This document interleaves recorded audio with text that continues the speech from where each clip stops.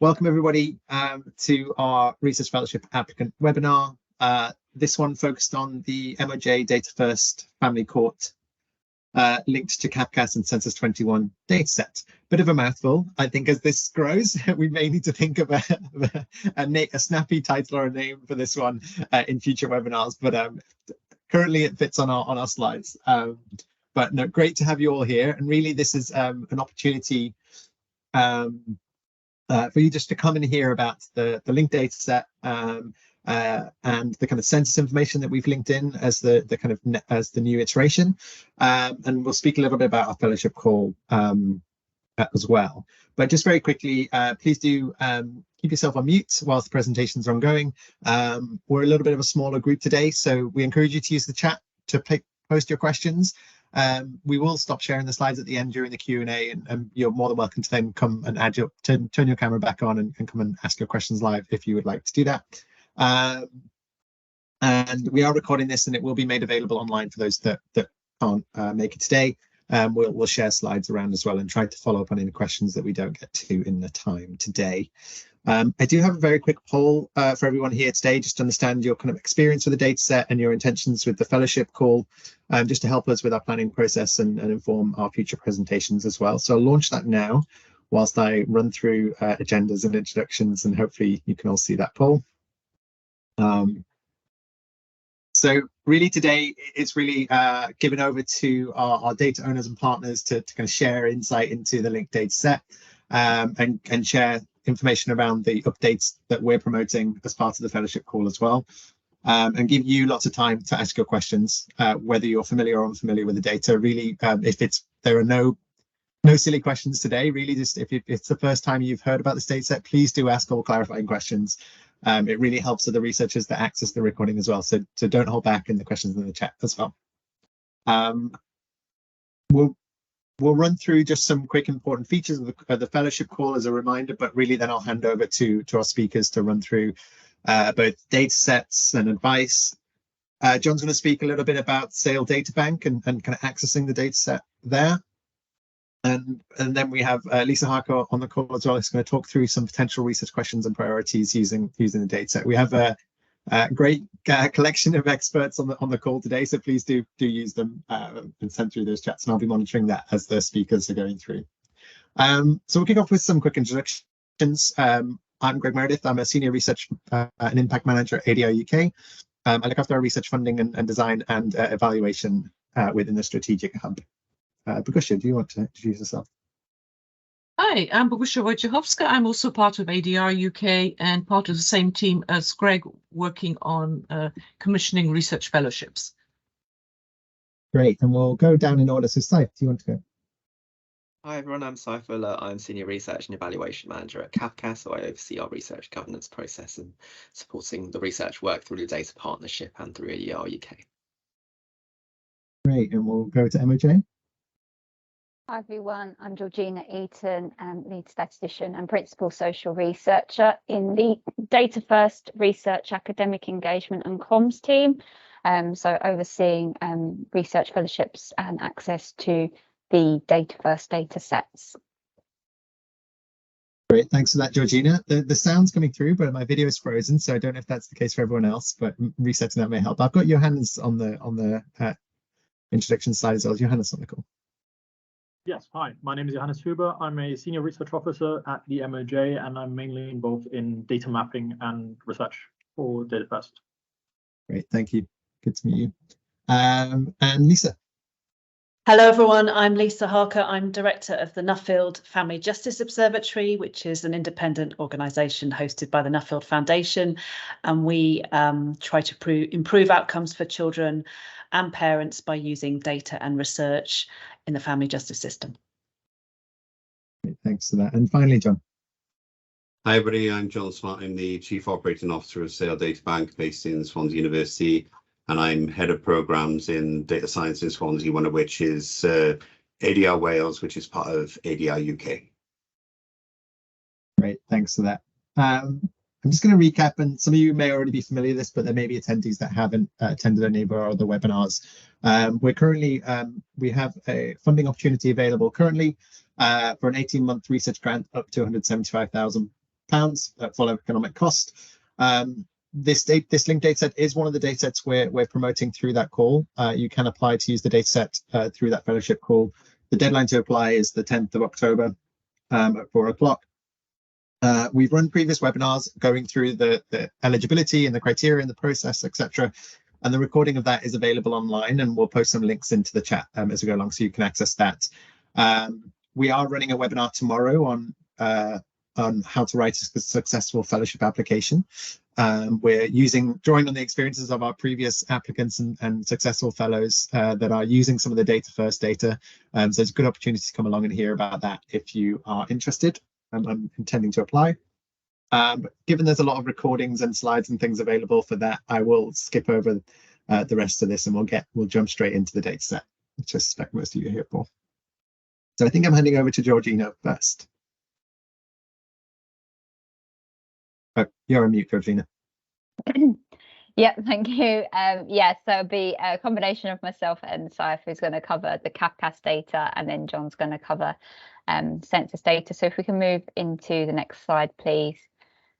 So just to give you an idea of what we're going to cover in this next section. So I'm just going to provide a bit of an overview of what the Data First programme is, in case you don't know, and then sort of go into depth around what the family court data set holds, what's involved with that. Saif's going to talk over the Cafcass data and talk a bit about research that's been undertaken using Cafcass data in SAL. And then we'll give you some sort of pointers of where to access some further information. And John will also cover census data. And then Lisa's going to talk us through some research questions and areas that can be addressed using the linked data. So we'll kick off with the overview of data first. So let's move on to the next slide, please. Thank you. So Data First, if you've never heard of it, it's an ambitious data linking research and academic engagement programme, which is led by the Ministry of Justice, and it's funded by ADR UK. And essentially, Data First, since 2019, has been unlocking the potential of the wealth of data that's already created by the Ministry of Justice. So we have various administrative data sets from criminal courts, family courts, civil courts, prison and probation services in England and Wales that have all been linked at a person level to allow analysis of users' journeys and pathways through the criminal justice system, and also interactions with other jurisdictions as well. Within the project as well, there's also been some cross-departmental shares between other government departments, including the MOJ DFE data share. Obviously, today's presentation is only going to be focused on the family court data set and the linkage that is available with Cafcass data and the Census 2021 data. The programme has been enabling accredited researchers across government and academia to access de-identified research-ready data sets. And this has been via the ONS Secure Research Service and the SAL Data Bank. And today's data set will only be accessible via the SAL Data Bank. And we've been working with various academics to facilitate research and to provide new evidence to underpin the development of government policies and aiming to drive real progress in tackling social and justice problems. We can go to the next slide, please. Okay. So to give a sort of overview of the Data First Family Court data set, the Family Court data is principally sourced from the Family Court Administrative Data System known as FamilyMan. It's used by Family Court staff for case management purposes, and it contains good quality information about a case's progress through the family courts. In terms of geographical coverage, it covers cases dealt with by family courts in England and Wales. And this updated data set that we're sharing with SAL Data Bank for this fellowship will cover the 1st of January 2011 to the 31st of March 2023. And that's based on the date an event was entered into the family court system known as FamilyMan. The data set has been de-identified and the data set has been deduplicated. So that means that multiple instances of the same user of the family court appearing before the family court over the period are identified and assigned a unique identifier, and that is through Splink that you'll be able to do that, but you'll also be able to use the linkage that's available via the SAL data bank as well, that I'm sure John will explain a bit later. So the data contains about 13.8 million records of users of the family court, and there's 3 tables: cases, events and people, which contains 76 variables that you are able to use. I'm just going to talk through some of the information that's available in each table across the next few slides. So if we can go to the next slide, please. Thanks. So first of all, the cases table. So the cases table provides information about each case heard in the family court. So the types of case that are covered within the family court data set are public law, private law, adoption, divorce and Family Law Act. Other case information that we have include number of hearings associated with the case, which court it was heard in, as well as a number of additional derived fields that can be relevant for research purposes. To note as well, there is 1 row per case within the data set. There's a bunch of key dates, and these vary between months, years or precise dates around case creation, receipt dates, issue dates and case closure dates. There's divorce and marriage information, such as the marriage type, which includes different types such as same-sex marriage, opposite-sex marriage, same-sex civil partnership, opposite-sex civil partnership. We've also got age at marriage listed within the data set as well. And there's also a variety of different flags within this cases table that indicate involvement from contact activity providers, litigation friends, unpaid work facilitators, or whether the applicant or respondent has legal representation. And this table can be joined between the other tables, the events and the people table. Then moving on to the events table, thank you. So the events table provides detailed information on events occurring in cases. So this can be anything from sending letters, a record of hearings, or an issue of an injunction or another type of order. Within this table, there's 1 row per event within the case. And there's a bunch of various sort of sections this table. So there's case and event information, which covers things like case type, the number of children involved in an event, the event court, and a description of what the event is. Again, there's some key dates, so receipt dates and entry dates. There's some information about hearings, applications and order type information, also withdrawn application type. And then there's some information about the court. So, for example, the tier of the judiciary and whether the event was heard at High Court and the court name. And this table can be joined to the cases table. And finally, if we move to the next slide, we've got the people table. So within this table, it provides an anonymised, deduplicated set of users who've interacted with the family court. It has a range of information that's like personal information about the family court users, so things like gender, month and year of birth for children, some information about the lower super output area codes and local authority of residence, which has been derived from the postcode of the user of the family court. We've also got role information, so the types of roles that are included within the data set include adoption agency, applicant, child, local authority, petitioner and respondent. And then there's some information about the case, so for example, the case type. And this table can be directly joined to the cases table.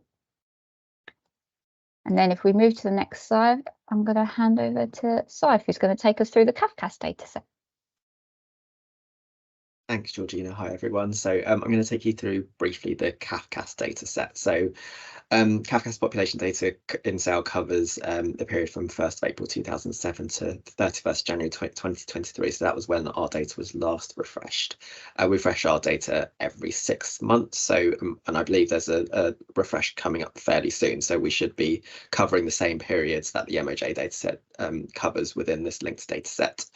Similar to MOJ, our data is kind of split into 2 different segments. So case level data and person level data. I'll cover the 2 tables here cover what is included in each of those tables. So we go through case level information first. Covers things such as the local authority or the court that was involved within those cases, the type of case, so whether it was a public or private law case. Thinking through kind of things about the applications itself, so the type of application on the system, date of receipt, more details about the applicant and respondents on the application and the subjects as well. And then other information such as hearings, number of hearings that would have been involved within that and the types of hearings put out from following that application as well, if that's recorded. So what the kind of legal order that was made, the type of direction, when that was made as well in terms of dates, and the type of legal outputs as well that were involved within that as well. And then also thinking about other things such as what the direct work that Cafcass carried out on behalf of the court as part of that particular application. So whether there was a Section 7 report if it was a private law case, or whether we were involved in kind of care proceedings, or whether there were additional reports provided as part of that. Safeguarding letters, again, which is normally undertaken in our private law cases, and position statements, so things that we would undertake typically in care proceedings. And then also kind of at the case level information, thinking about whether experts have been involved in the case as well, so whether an expert was involved as well as solicitors. And then kind of thinking about the person level information, so this normally covers the adults and children that are involved in cases, and whether they're applicants, respondents, or subjects within that application. So the type of information that we would record at the person level would be things such as the week of date of birth, and diversity characteristics such as ethnicity, which is generally better recorded post 2016-2017. So we've introduced mandatory recording more recently, but there was a big push for really strong recording of ethnicity post 2016-2017, and other kind of diversity characteristics such as language spoken, religion, and disability. The relationships between the people involved, so who was a parent to which child. Information around contact information, so yes, no indicators of what contact information has been recorded within our case data.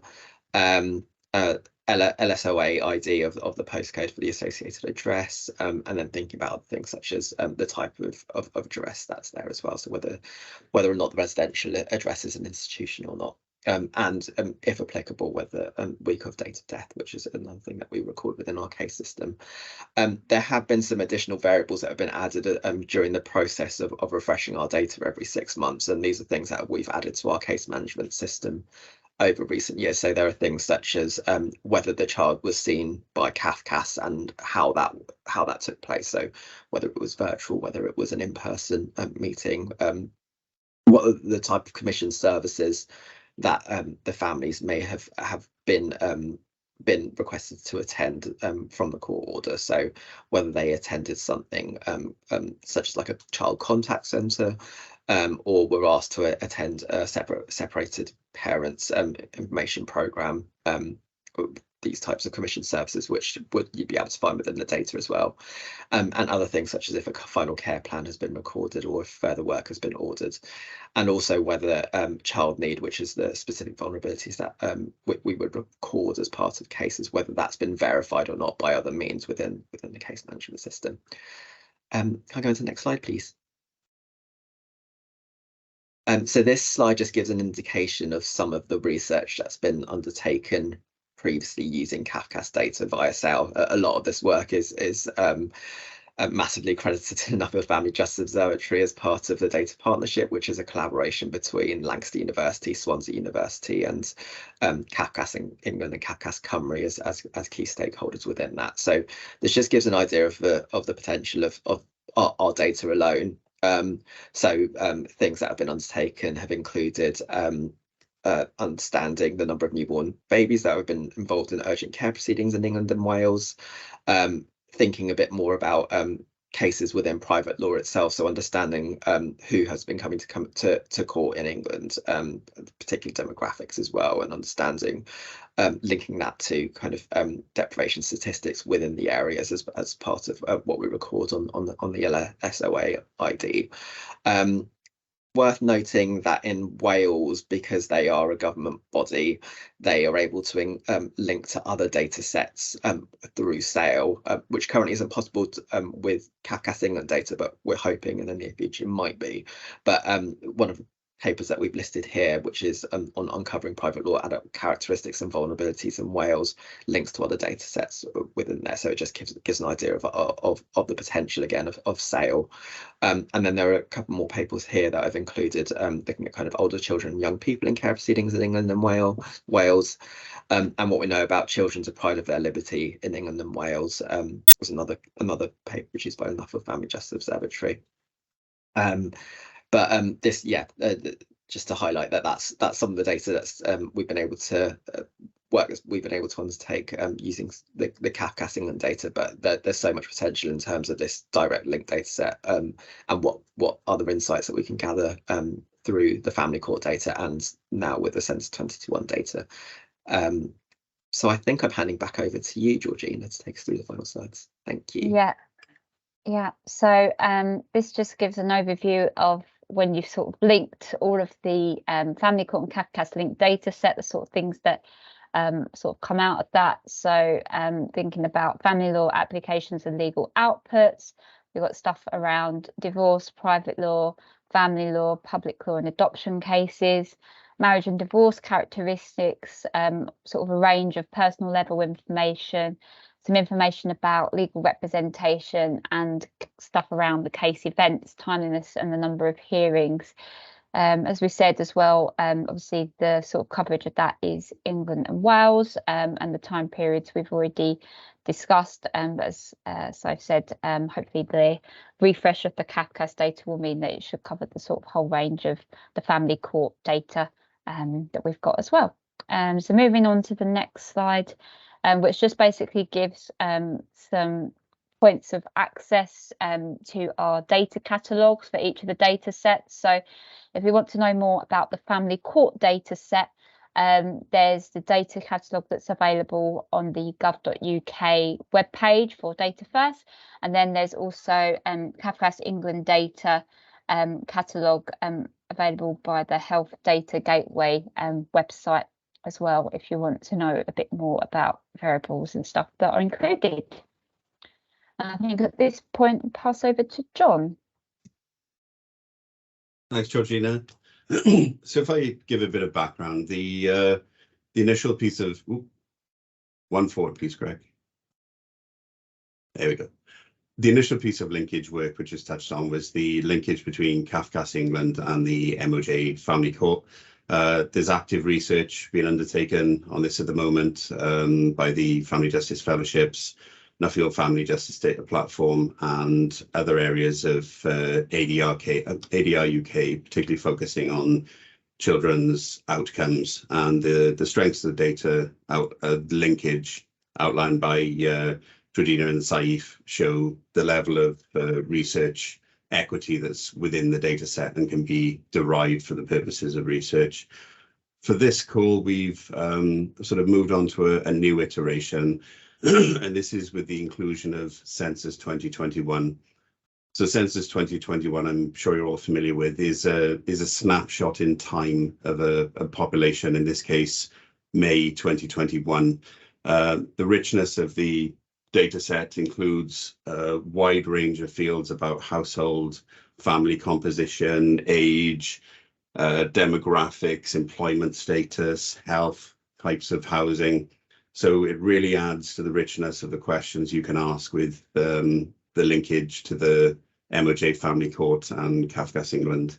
And then future, and this is caveated with subject to data owner approval, in Sale, we can also onward link to other data sets. So for the future, we're hoping to be much more flexible in terms of the requirements of the research and what data they can link to.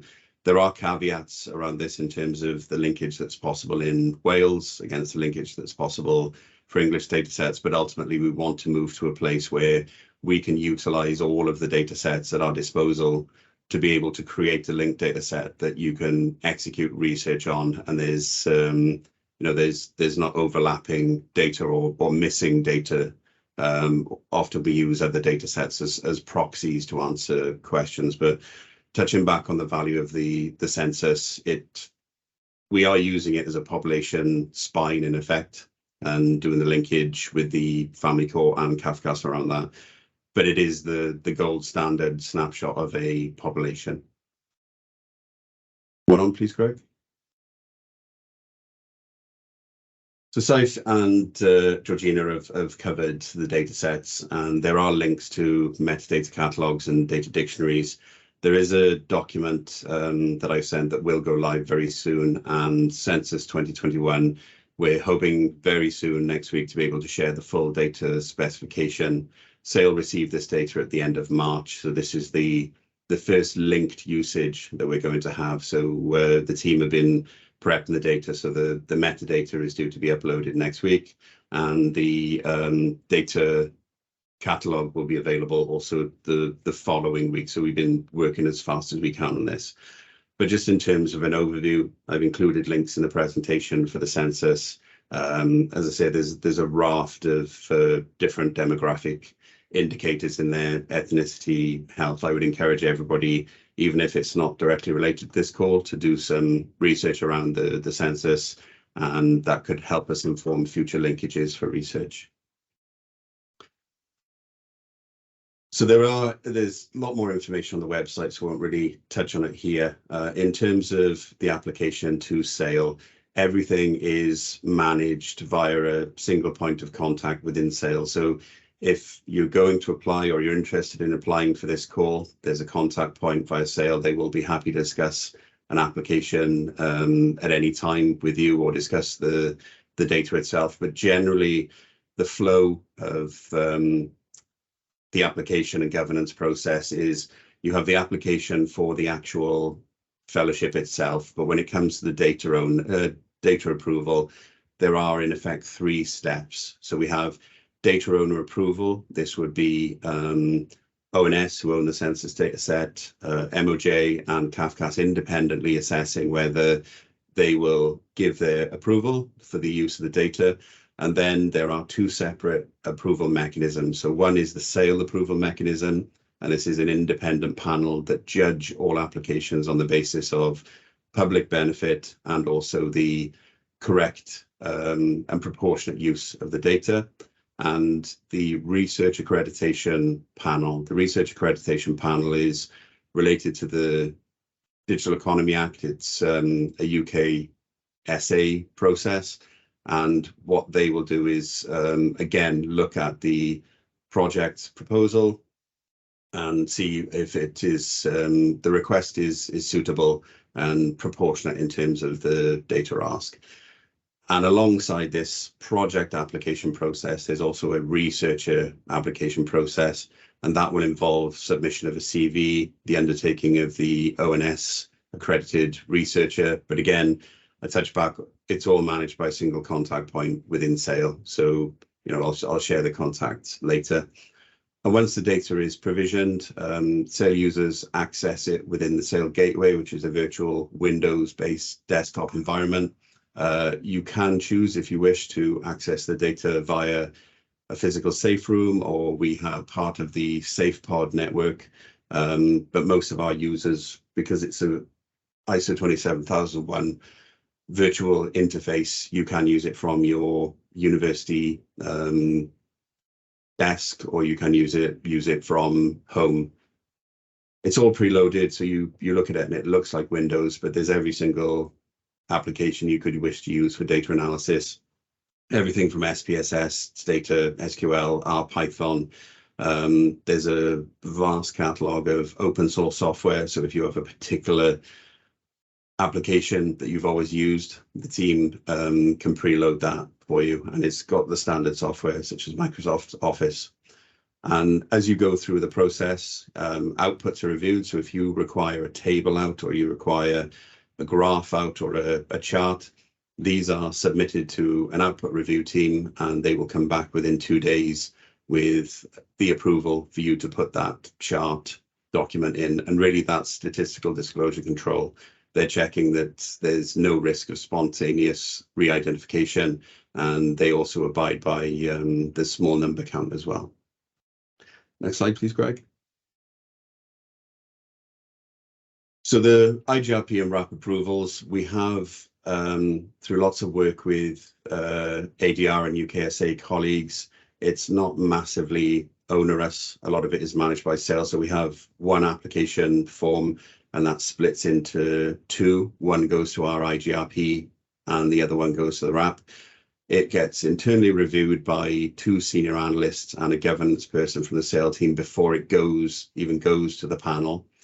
So by the time it goes to the panel, we have a high degree of confidence it will be approved. The IGRP, whose membership includes people from government, members of the public, clinicians, third sector, academics, they will review it against their criteria of public benefit and also proportionate and correct use of the data.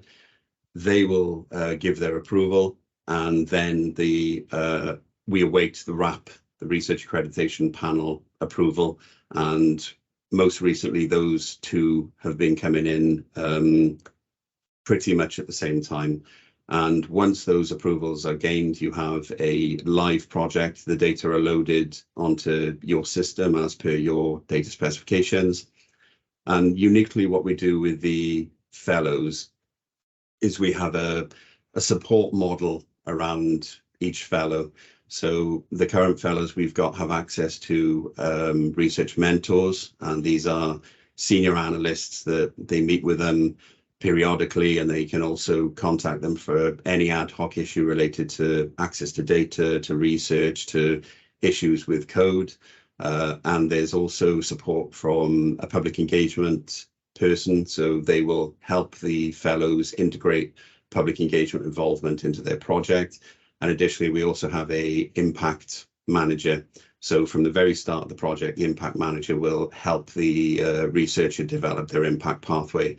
So the fellowship isn't a case of you are provisioned with your data and you want a better phrase, you row your own boat. There's a large support mechanism around there, so nobody's left to work as a silo. Accredited researcher, there is a application which again the researcher is supported with to the ONS. You get registered as a accredited researcher, and that links into the access via the SAIL gateway. So the SAIL gateway to approve a researcher requires a copy of your CV and evidence of completion of safe researcher training. In this case, that would be part of the ONS research accreditation training. And once the two parts are complete, you've got your project approvals in place. You are an accredited researcher who's approved. Your project then is live. Great, thanks for that, John. I think we've got just a couple more slides, and I think I'm going to bring Lisa in now just to kind of bring our research priorities and themes alive a little bit. So over to you, Lisa. Thanks very much. Well, I've just got a couple of slides really just to whet your appetite for the kind of research questions that these data sets can answer.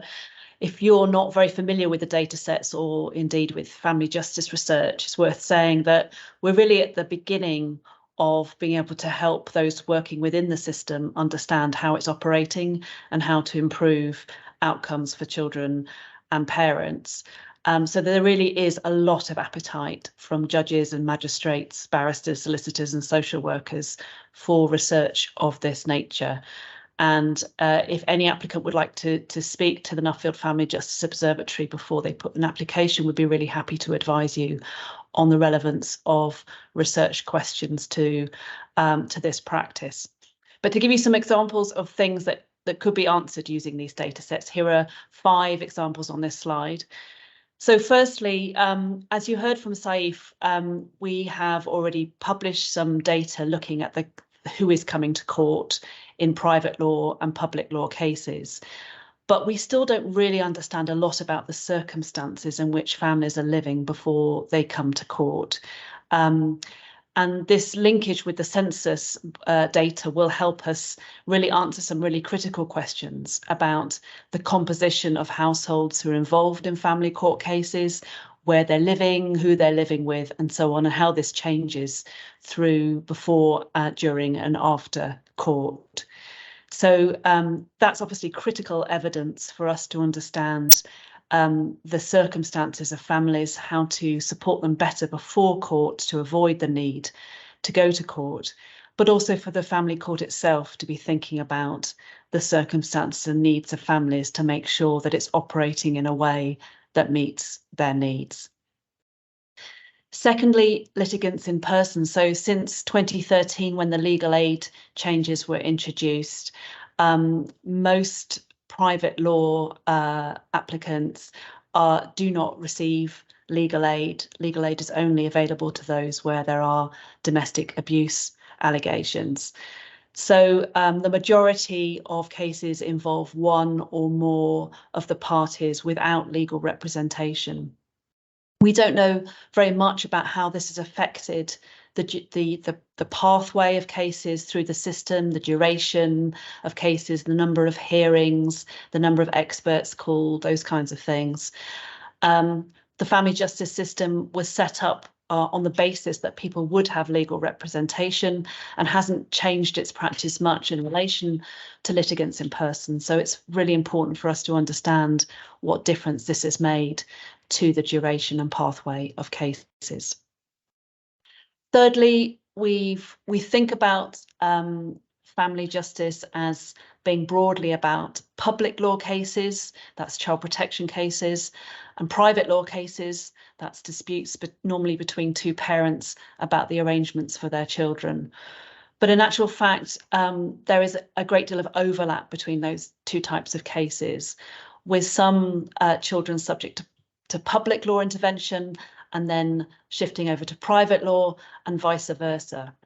We know that 10% of private law cases do not involve parents, but likely to involve members of the extended family, a way of perhaps finding a safe family for a child to live in. But the experience of private law and public law is very different as far as the litigant is concerned, both in terms of access to legal aid and in terms of the kind of support that families receive. So we do need to understand the extent of the overlap of public and private law cases and how cases travel through the system and their experience of the system. Fourthly, almost every research we've published at the Nuffield Family Justice Observatory looking at the Cafcass data has shown us that there are enormous regional differences in terms of the applications and orders made within the system. We know less about how the court is operating differently across England and Wales. And of course, this data linkage will help us better understand the differences in the way that cases are being handled in different court areas and in different local authorities across England and Wales. Really vital information for the family justice system to think about whether there is fairness and consistency across the system. And finally, mediation. And you'll be aware that the government is keen to divert families away from private law proceedings and encourage the use of mediation.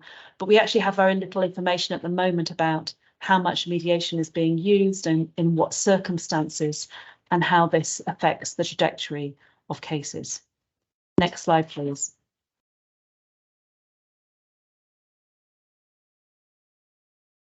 Okay, so in addition to those research questions, here are some cross-cutting themes that you might want to think about with your application. So firstly, intersectionality and the level of inequalities in terms of the experience of the family court. Today, the Nuffield Family Justice Observatory is publishing a paper which summarises what we know about the ethnicity of children and parents in the family justice system and highlighting some key evidence gaps. We have some basic demographic information available, but very little research which has looked at the interplay of different protected characteristics, ethnicity, gender, disability, and so on, and how that affects a child or an adult's experience of the family justice system. So that's something to keep in mind for all research projects. Secondly, we know that there is a high proportion of allegations of domestic abuse in private law cases. As many as 40 to 50% of cases involve allegations of domestic abuse. And whilst the data here isn't great, we don't have great records of the recording of allegations and the orders made here. There is the possibility through linkage of better understanding the incidence of domestic abuse across public and private law cases. And finally, as you've heard, we have from postcode data a better understanding of whether parents and children are living in areas of deprivation. And indeed, there's a high proportion across public and private law cases. But the census data will enable us to understand in a much more ingrained way the experience of deprivation, things like what kind of housing tenure families have, how many, what was the sort of capacity in terms of the number of people who were living within the household, the accommodation type, employment levels, qualifications, and so on, to really understand the lived experience of families who are coming through the family courts. So there's an awful lot to explore. There's a great deal of appetite for these research findings, and we'd be really happy to help any applicant who'd like to discuss their ideas with us. Great. Thank you so much for bringing that alive, Lisa. I think there is an awful lot of support available to everyone that is on the call today if you're interested in using the data, whether that's for our fellowships or not. There's routes to access and there's routes to advice and support there. Through the Family Justice Observatory and as John mentioned as well with the SAIL team in terms of providing the research advice as well. There's some links here on the slides just to for further information, and these will be shared. And as John mentioned, the documentation with the Census 21 is imminent, and there are some links there temporarily to the ONS page as well for more information on the census. I'll leave this slide up whilst I think we just start to digest. There's been some really good questions coming through the chat, and I'll direct us other speakers' attention to those. And I'll pick some of those threads up in a moment. As John mentioned, the route, there are slides here on the routes to accessing the data. It starts with contacting SAIL and discussing your project with them, and that will be that single point of contact will kind of take you through that process. So again, we encourage that for anyone that's thinking about our fellowships, and a brilliant offer with the Family Justice Observatory there to contact them and share your research ideas and talk through that there. It's a great source of advice there. We've got a webinar tomorrow and deadlines, so there's a recap there. There's some points of contact on the slides just here before I wrap up, but I think that kind of segues me into one of the first questions, I guess, Lisa, is who would be the best contact point at the Family Justice Observatory to kind of talk through any research priorities? You can email myself or our generic email on our website. If you go to nuffieldfjo.org.uk, go to the contact section, that will take you through, and all inquiries will be directed to myself or one of the researchers here. That's great. Thanks, Lisa. Hopefully that's helped everyone. I'm going to try and catch up on the threads in the chat. I think Saif and Georgina have been replying. I think we clarified the status of the Cafcass data sets. So that there's still 3 separate ones in the management system. Yeah, I think that was in reference to, so I referred to the Cafcass England data set when I was speaking about the 2 separate tables, and then there's also the Cafcass Cymru data, and there's also within the Cafcass England data set, it's worth noting that there are various tables to cover the different iterations of our case management system. So when you go into the data set, it appears in different tables, which hopefully I've tried to tackle within the comment, Helen. But if there's still some confusion around my explanation, please let me know. Great, and I think we've responded to Ludovine as well. And if there's any follow-up, please do feel free to come off mute and ask a follow-up there if there is. There was a question, I think, John, you presented a slide, I think, on the kind of hopeful sort of future subject to data and approval for the linkages. Are there any timelines to share around that at all? So we're doing a lot of learning, you know, from the initial linked Cafcass, England and Family Man, and there's this linkage. But with our linkage system going forward, there's not really a barrier to any iteration. So the more DEA data we get in, say, you know, we got DWP in or DFES data, then, you know, we could link to that. And if it's specifically Welsh data that somebody wanted, then we have a lot more flexibility. So somebody could say, I would like the Cafcass Cymru data, the local authority social care data, the Welsh cut of census 2021 and 2011. I would like general practice data.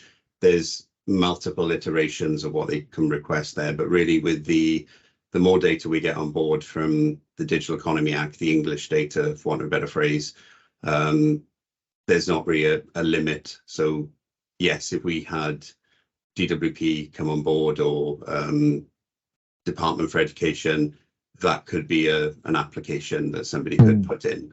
But a lot of it will be guided by what are the requirements of ADR, to be honest. So I think we're doing a bit of a presentation around that. We're in the conference in November. So, you know, do we have set fixed data sets like these where you've got a linkage of 3, or do we perhaps have a call where people have got more of a menu to choose from and it's their research question that ultimately dictates what data that they can access? Yeah, I think that's a really good point. I think we're seeing, at least within ADR England, our brochure is growing as kind of more and more data are linked, and we're moving, I think, more to this menu approach as we're increasingly being able to facilitate linkage across our data sets. A lot of the questions we're getting are, you know, can I use this linked data set with this linked data set? And actually, I think that's where we're moving to with SAIL. I think maybe this is a steer for, there'll be a prioritization process, I guess, to happen, but I think to keep up to date, we'll always try to promote new linked data sets or when new linkages become available. So our newsletters and websites and webinars and things are a good place to try to stay informed of what's coming up well ahead of them being made available. And it's always a governance balance, Craig. So I know the team want to catch up with Georgina and colleagues around the total linked data first data set, which if you're a researcher and you wanted that and census, you could have them linked together. But from a governance perspective, if it was just the courts you were looking at, they potentially would go, well, why do you need all of the data first data? Perhaps so we'll have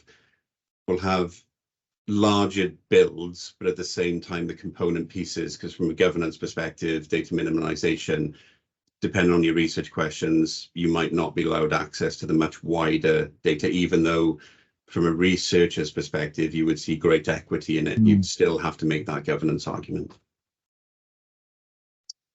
Great, that's really helpful clarification. There's been a question in the chat from Polly about around which categories are included in the Cafcass ethnicity variable. So do you want to tackle that one? Yeah, I was just about to respond on the on the chat. So we mainly cover the ONS5 group predominantly, so that you would get very reliable data from 2016, 2017 on the ONS5 group. It is possible to drill down further, but I know in some categories the data isn't as reliable as some of the others. So I know going forward at Cafcass, we have now made it more of a mandatory requirement to fill in ethnicity data, and we're hoping that we will get better ethnicity data that will allow you to drill down further into those categories.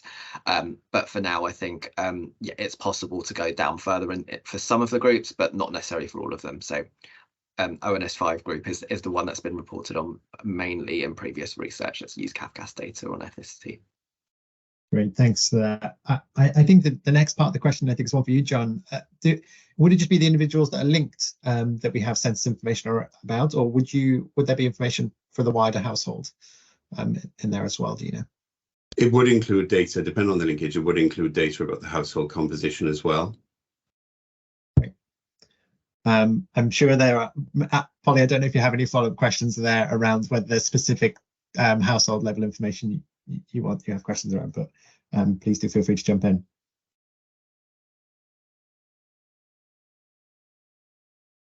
I can see you've come off mute, Polly, but I can't hear anything coming through. So I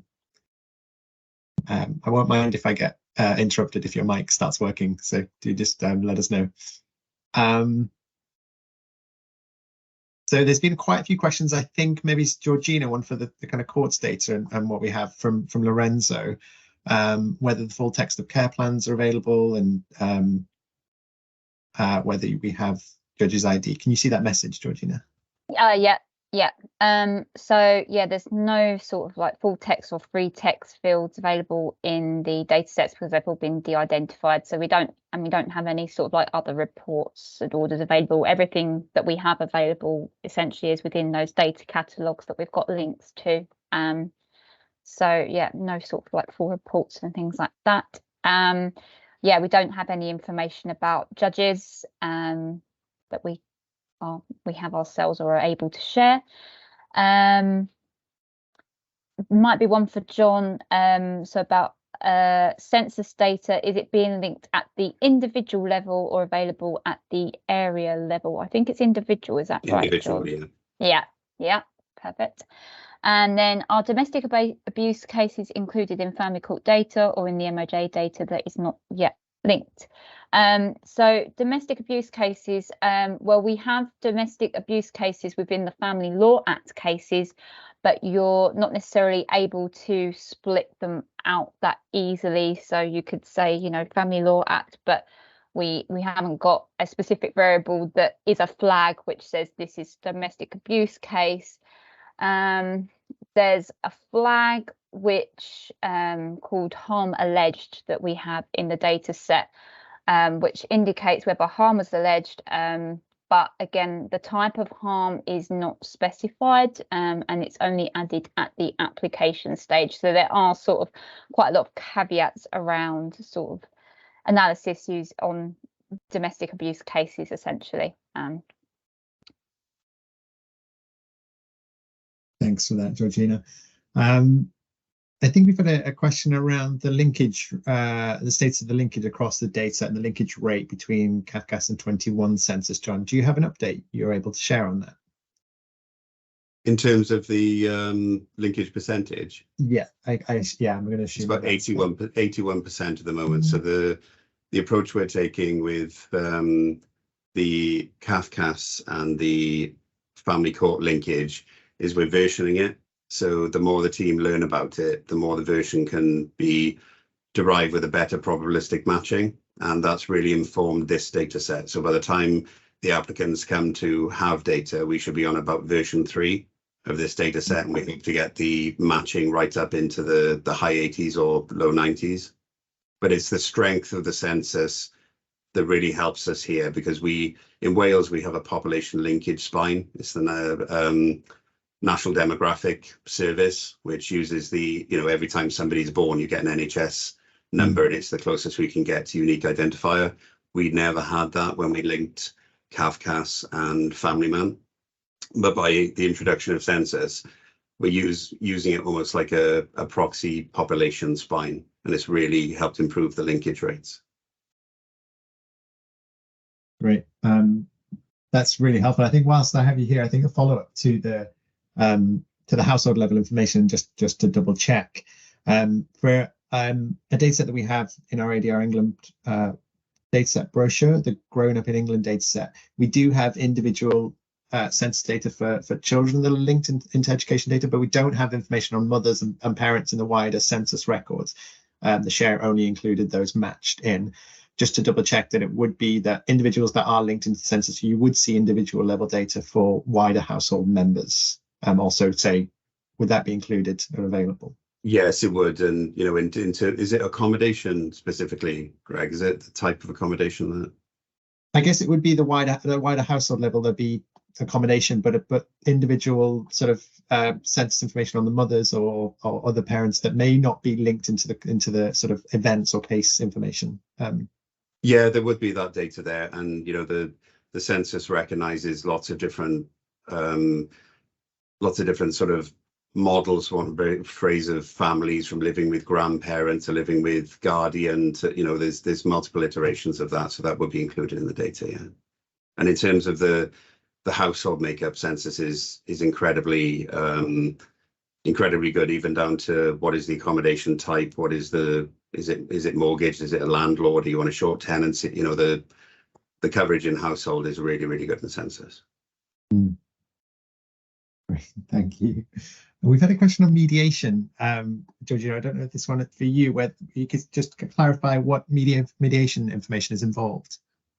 Yeah, I was just in the middle of typing a response. So within the data set, I mean, I suppose it depends exactly what you want to look at in terms of mediation, but it's included as an order type, a hearing type, and also an application type, which I think that covers the mediation information and assessment meeting. So hopefully that helps. Right, I think hopefully that does help. Rachel, please do let us know if there's any follow-up questions on mediation.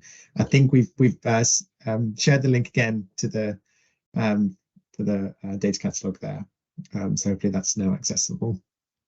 Is there more detailed information in the Cafcass records on domestic abuse? No, Lisa's shaking her head. So just sorry, you can answer that one. No.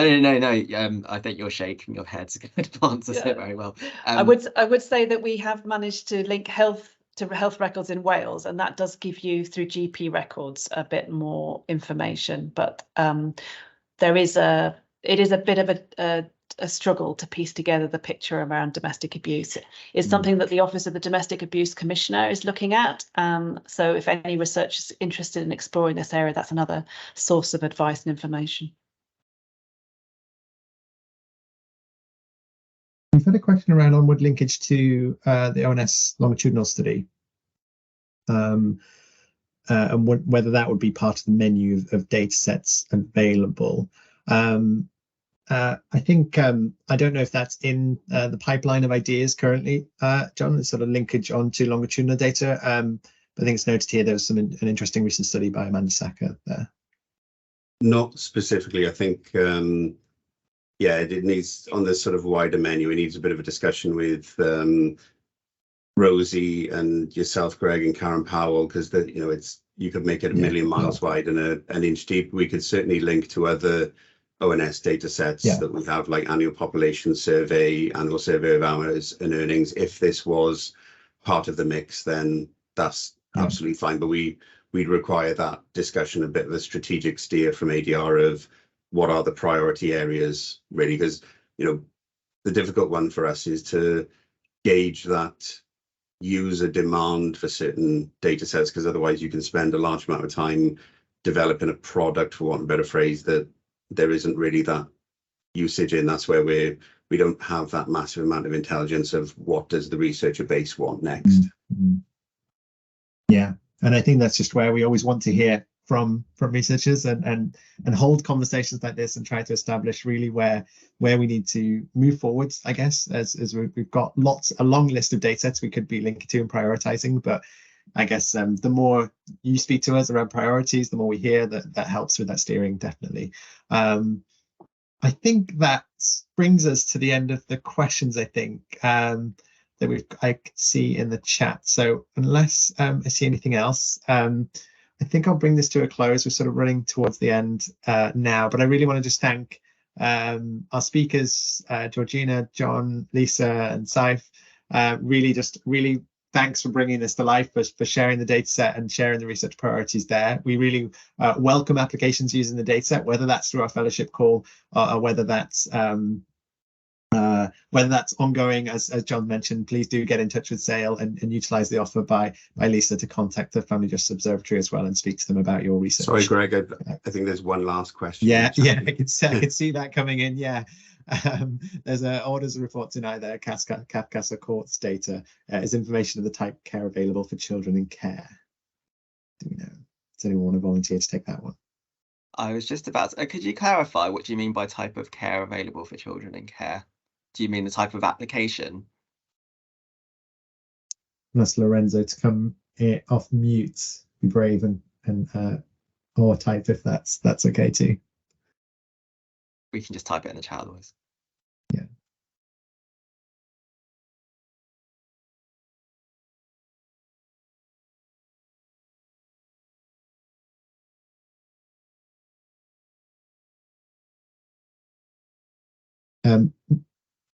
Maybe that's something we could take offline and follow up with Lorenzo offline, and we'll make sure we kind of post the answer to that question for everybody else as well and updating our page. But thanks for posting it. It's really important. We said we will try to answer every question. We definitely had time for that. But no, it's been brilliant to have you all here. The recordings and the webinars, the slides will be made available.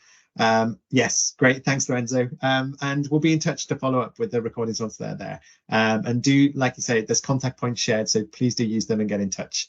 All right. Thank you all very much, and I hope you have a great afternoon. Thanks, everybody. Thanks all. Thanks. Thank you. Bye-bye.